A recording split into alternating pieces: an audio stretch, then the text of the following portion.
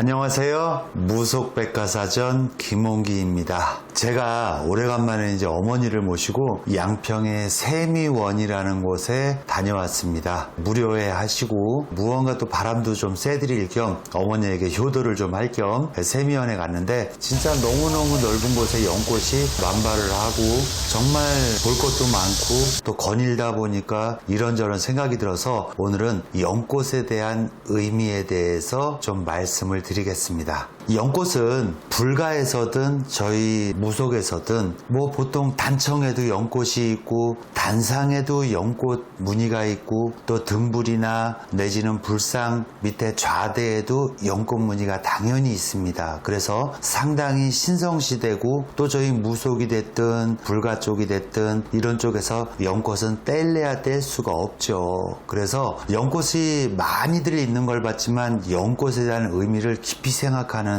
사람들이 별로 없었을 것 같아서 저 또한 연꽃에 대한 의미를 어렴풋이 알기는 알지만 그것을 막상 설명하려니까 뭐였더라 또 이렇게 되더라고요. 정말 연꽃에 대한 의미는 찾다 보면 많게는 수백 가지, 적게는 10가지 정도로 나눌 수 있지만 저는 오늘 간략하게 3가지로 나누겠습니다. 첫째, 연꽃에 대한 의미는 처염상정, 흙탕물에서 피어나는 꽃을 얘기합니다. 연꽃이 보통 자라는 것이 흙탕물, 진흙, 뻘 이런 데서 뿌리를 내리고 자라면서 절대 그 흙탕물에 물들지 않고 오염되지 않고 또 연잎이나 연꽃에 물이 묻으면 그것을 튕겨내서 자기 많은 오염되지 않고 독야청청 깨끗하게 간다는 그런 의미겠죠. 속세에 물들지 않는 그런 의미가 되겠습니다. 두 번째로는 인과 동시입니다. 보통은 보면 과일나무, 과일꽃 이런 것에서 보통은 꽃이 피어야 열매를 맺죠. 그런데 유일하게 꽃과 안에 연밥이 들어있는 동시에 자라나는 것이 또 보기 드물게 연꽃이라고도 할 수 있습니다. 그래서 꽃은 열매를 맺기 위해서 인을 하고